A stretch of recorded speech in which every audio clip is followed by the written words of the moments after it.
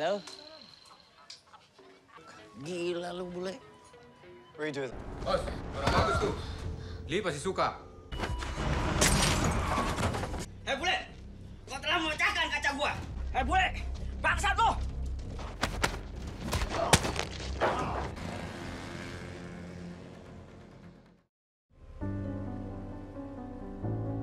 Hai semuanya, selamat datang kembali bersama Moviecro. Gimana kabarnya nih? Semoga kalian dan keluarga selalu sehat dan bahagia ya. Pada video kali ini Mimin bakal nyeritain sebuah film dengan judul Mass Segment. Film ini menceritakan tentang seorang pembunuh bayaran yang menjadi buronan di seluruh dunia dan dirinya kabur ke Indonesia. Nah, gimana kelanjutan kisahnya? Sebelum lanjut jangan lupa like, komen, subscribe, dan nyalakan loncengnya ya guys, agar kalian gak ketinggalan video terbaru dari Moviecro.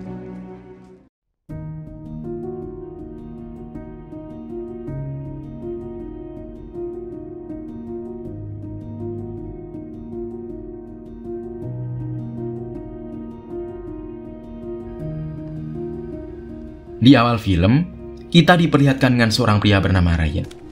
Ternyata Ryan sendiri merupakan seorang pembunuh bayaran. Namun saat ini dia memilih untuk pensiun dari pekerjaannya itu, karena dia sudah sangat lelah dan ingin hidup tenang. Akhirnya Ryan memutuskan untuk bersandar di sebuah pulau yang terletak di negara Indonesia. Karena perahu yang dia naiki mengalami sebuah kerusakan mesin. Maka dari itu dia harus segera membeli beberapa barang yang dibutuhkan. Setelah sampai, Ryan segera mencari sebuah tempat yang memiliki spare part perahu yang dia butuhkan.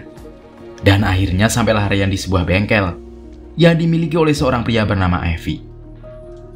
Namun sialnya bengkel tersebut sama sekali tidak mempunyai spare part yang dia butuhkan. Akan tetapi pemilik bengkel itu menawarkan kalau dia mampu memperbaiki spare part yang Ryan miliki. Karena itulah Ryan pun setuju untuk memperbaikinya. Halo? Gila lu bule. Where you doing? 2 days. Oke. Ternyata pada saat itu ada seorang anak bernama Donnie yang melihat Evie menerima banyak sekali uang dari Ryan. Karena itulah Donnie mencoba untuk mengejar Ryan. Karena menurutnya Ryan dapat memberikannya uang yang sangat banyak bila dia bekerja bersamanya. Namun dengan spontan Ryan menganggap kalau Donnie adalah seorang pencopet, sehingga dia dengan sigap mendorongnya. Karena hal itu Donnie segera mengutarakan niatnya itu. Namun tentu saja Ryan sama sekali tidak menyetujuinya. Akan tetapi Ryan akhirnya berubah pikiran setelah melihat wajah Donnie yang sangat sedih ketika dia menolak untuk memberikannya pekerjaan. Singkat cerita, kini Donnie mulai membantu Ryan untuk membeli beberapa barang yang akan dibutuhkan nantinya. Donnie juga menolong Ryan dari seorang pedagang yang mencoba untuk menipunya.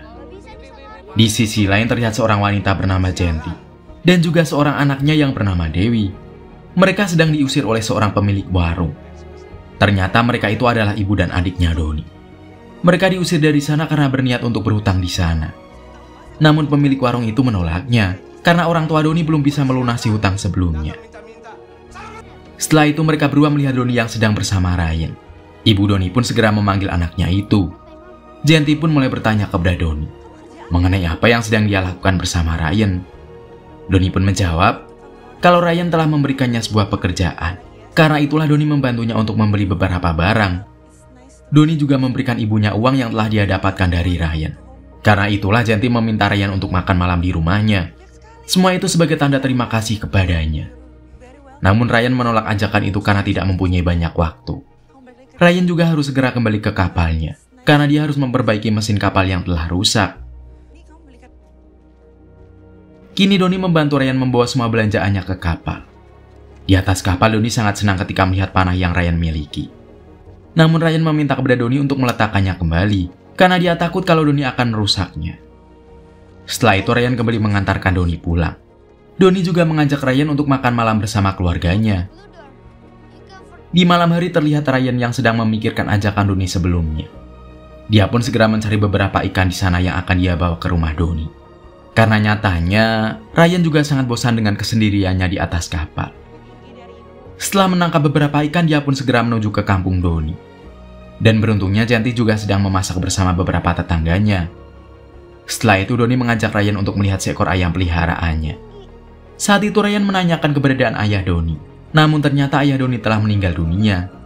Hal itu pun membuat Ryan merasa bersalah karena dia telah menanyakan hal tersebut.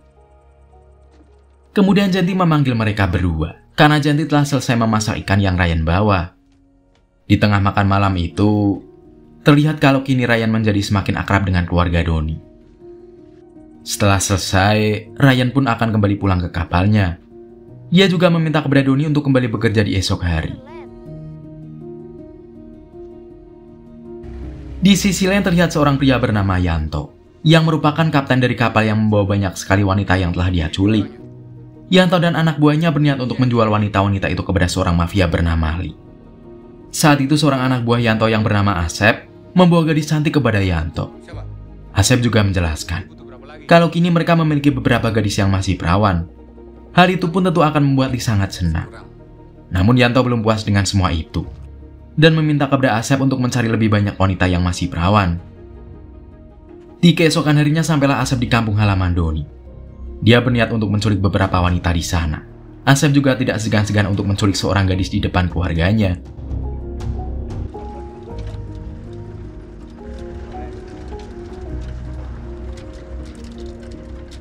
Di sisi lain terlihat Doni yang sedang berbincang-bincang dengan Ryan.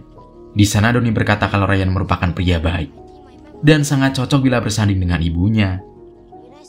Setelah itu Doni kembali ke rumah sambil membawa ikan hasil tangkapan bersama Ryan. Hal itu pun membuat Janti kembali mengajak Ryan untuk makan malam bersama.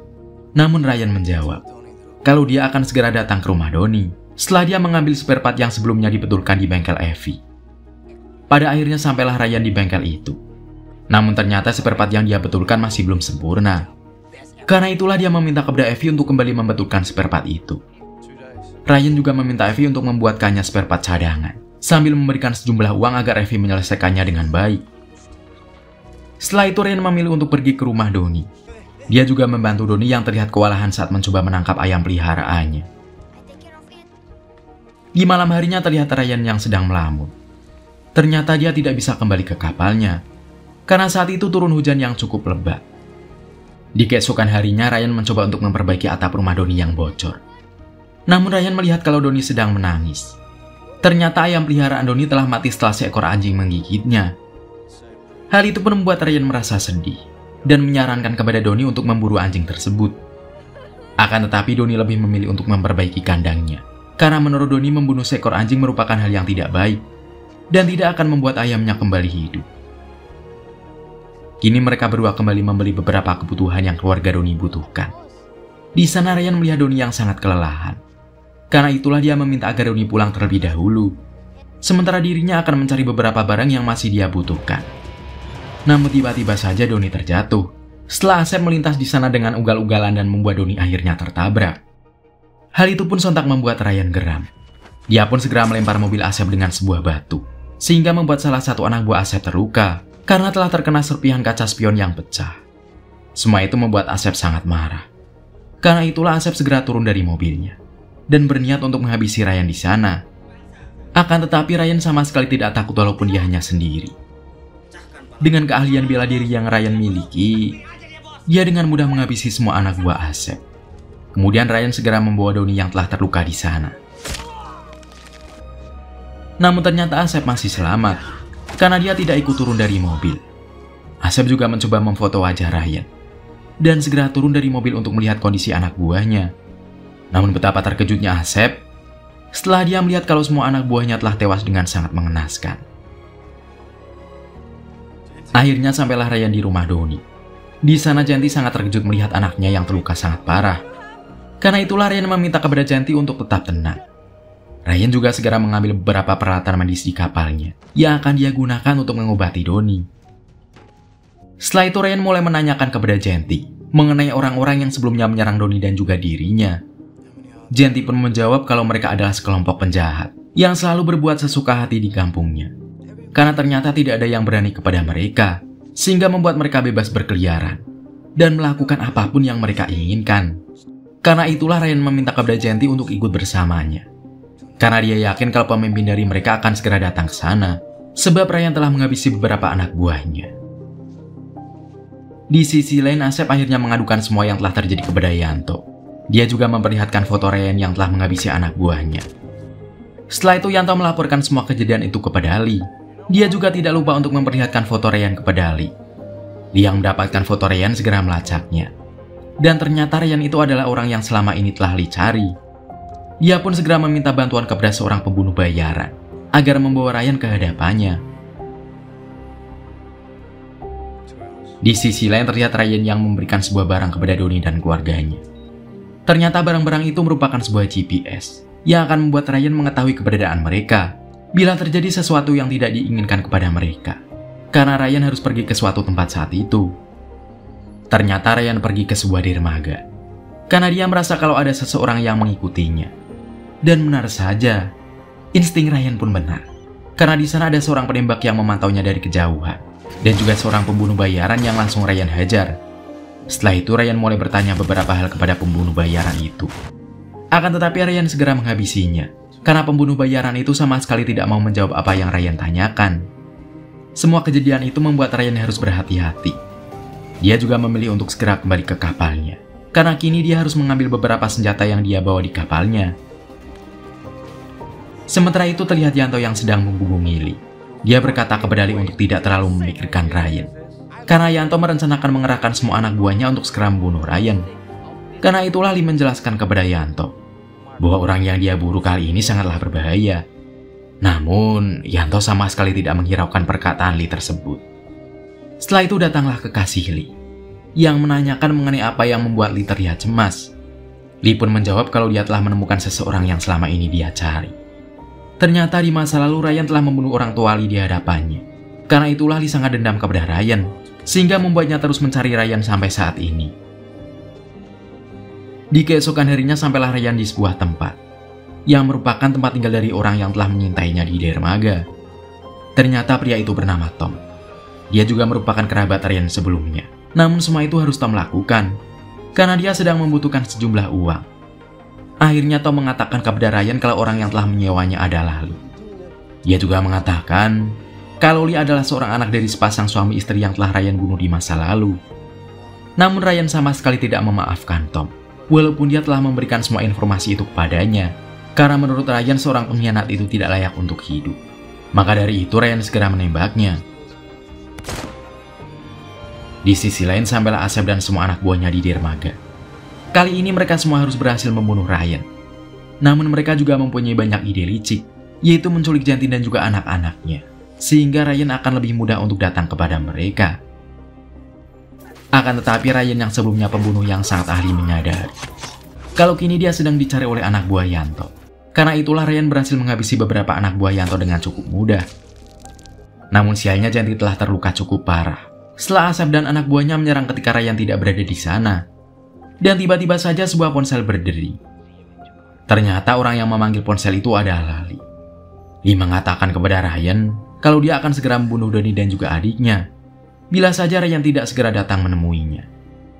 Karena itulah Ryan segera pergi dari sana. Dan tak lama kemudian Ryan sudah berada di kapal Yanto. Di sana dia mulai menghabisi satu persatu anak buah Yanto. Hal itu pun membuat Yanto sangat ketakutan dan meminta bantuan kepada Lee. Akan tetapi Lee sama sekali tidak mempedulikannya dan meminta kepada Yanto untuk berhati-hati karena semua itu adalah ulah Yanto sendiri yang sebelumnya tidak mendengarkan apa yang Lee katakan kepadanya. Akhirnya Ryan berhasil menemukan sebuah ruangan di sana yang merupakan tempat para wanita disekap. Ryan pun memberikan sebuah senjata ke salah satu wanita di sana sebagai alat untuk berjaga-jaga. Namun tiba-tiba saja Ryan kembali diserang. Di sana juga ada Asep yang bersiap untuk menembaknya. Namun beruntungnya Ryan masih selamat. Setelah wanita yang dia berikan senjata langsung menembak Asep di sana. Sementara itu Ryan sendiri segera pergi ke ruangan Yanto dan segera menghabisi Yanto tanpa belas kasihan. Setelah itu Ryan mulai mengaktifkan sebuah alat yang ada di tubuhnya. Ternyata alat itu dapat membuat akun Ryan kembali aktif di jasa pembunuh bayaran internasional. Akhirnya Ryan meminta kepada seorang operator untuk memberikannya seorang penembak jitu yang akan membantunya di Jakarta. Ternyata penembak jitu itu berharga cukup mahal. Namun tanpa pikir panjang Ryan segera menyetujuinya, karena saat ini dia sangat membutuhkannya. Akhirnya sampailah Ryan di Jakarta. Di sana dia bertemu dengan penembak jitu yang bernama Mike. Ryan juga meminta kepada Mike untuk segera pergi ke tempat yang dia tentukan. Sementara itu Ryan sendiri akan pergi ke sebuah tempat, menggunakan sebuah bajai yang dikendarai pria bernama Adi. Setelah beberapa saat sampailah Ryan di tempat itu. Di sana Adi sangat terkejut ketika melihat Ryan yang mengeluarkan sebuah senjata. Karena itulah Ryan menjelaskan kepada Adi kalau dia akan menyelamatkan seorang anak. Maka dari itu Ryan memohon kepada Adi untuk sedikit membantunya dengan menunggu dirinya di sana. Adi yang sangat ketakutan akhirnya setuju dengan permintaan tersebut. Kemudian Ryan segera masuk ke tempat itu. Dia terlihat sangat santai walaupun ada 2 orang anak buah Lee yang berjaga di sana. Mereka juga mengancam Ryan dengan senjata. Namun Mike yang telah menjaga Ryan dari kejauhan segera menembak kedua penjaga tersebut. Di sisi lain terlihat beberapa anak buah Lee yang menghampiri Adi. Hal itu pun membuat Adi sangat ketakutan. Namun Mike dengan sigap menembak anak buah Lee itu, hingga membuat mereka langsung tewas seketika. Pada akhirnya sampailah Ryan di tempat Dewi disandra. Di sana Lee meminta Ryan untuk menyerahkan diri kepadanya melalui sebuah ponsel yang terhubung. Karena bila menolak, Lee tidak akan segan-segan untuk membunuh Dewi. Setelah dia melihat kalau Ryan dan juga Mike dengan mudah menghabisi seluruh anak buahnya di sana. Kemudian Ryan berkata kepada Lee kalau dia akan segera membunuhnya bila saja terjadi sesuatu kepada Donnie. Setelah itu Ryan meminta kepada Adi untuk menjaga Dewi sampai dia kembali. Namun Adi melihat luka yang cukup parah di perut Ryan. Karena itulah dia meminta kepada Ryan untuk mengobati lukanya terlebih dahulu. Namun Ryan menolaknya karena dia harus segera menyelamatkan Donnie sebelum terlambat. Kini Adi mulai menjalankan bajainya menuju ke sebuah tempat Donnie berada dengan bantuan GPS yang sebelumnya Ryan berikan kepada Donnie. Di sisi lain Mike dihubungi oleh si operator yang meminta agar dirinya segera pergi dari sana karena pekerjaannya bersama Ryan telah selesai. Namun Mike memilih untuk kembali membantu Ryan setelah dia mendengar kalau Ryan dan juga Adi akan menyelamatkan seorang anak kecil di klub malam. Di sisi lain sampailah Ryan dan juga Adi di klub itu. Di sana Ryan memiliki sebuah ide, yaitu meminta Adi untuk berpura-pura menjadi orang kaya sehingga para penjaga di sana akan mengizinkannya untuk masuk. Ternyata Mike sendiri telah masuk duluan ke klub itu. Sementara Adi mulai memberikan beberapa uang. Adi juga merebut seorang wanita cantik dari pengunjung dan memberikan pengunjung itu sisa uang yang dia miliki. Ternyata uang yang dibagikan Adi itu adalah sebuah bom. Karena itulah Ryan segera meledakkannya dan membuat para penjaga itu langsung mati seketika. Ryan juga segera menghabisi para penjaga yang masih hidup sambil dibantu oleh Mike yang telah berada di sana. Namun sialnya Ryan harus tertembak setelah pacarnya Lee menembak Ryan yang telah membantunya. Namun pacar Lee itu malah ceroboh karena telah menganggap remeh Ryan, sehingga Ryan akhirnya segera menghabisinya. Setelah semua itu Mike akhirnya memilih untuk meninggalkan Ryan di sana karena dia mempunyai sebuah pekerjaan di Roma. Akan tetapi Ryan harus sangat kewalahan karena saat ini dia harus menghadapi tangan kanan Lee, sementara dia sendiri telah mengalami sebuah luka yang cukup parah. Namun dengan keahliannya, Ryan akhirnya mampu membunuh tangan kanannya Lee itu. Kemudian dia segera memasuki ruangan Lee. Namun Lee mampu membuat Ryan terkapar. Karena saat itu Ryan sudah sangat kelelahan. Ditambah lagi luka yang sangat parah di tubuhnya. Namun tiba-tiba saja Donnie tersadar ketika Lee akan menghabisi Ryan di sana. Donnie pun segera menembak Lee dengan sebuah panah, sehingga membuat Ryan berkesempatan untuk menebas Lee di sana. Setelah itu terlihat Adi yang baru saja keluar dari ruangan bersama wanita sebelumnya. Pada akhirnya datanglah polisi ke tempat itu. Di sisi lain Adi juga telah kembali ke bajainya dan melihat kalau ada sebuah kode yang Ryan tinggalkan di sana. Suatu hari terlihat Adi yang sedang bersantai di bajainya. Namun tiba-tiba saja dia terbangun setelah ada seseorang yang meninggalkan sebuah koper di sana. Adi pun mencoba untuk membuka koper itu dengan sebuah kode yang Ryan tinggalkan sebelumnya. Benar saja, koper itu akhirnya terbuka, dan isi dari koper itu sangat membuat Adi terkejut, yang merupakan uang dengan jumlah yang sangat banyak, dan juga foto Ryan bersama keluarga Donnie, yang menandakan kalau mereka kini telah hidup bahagia. Hingga kemudian, film pun akhirnya berakhir.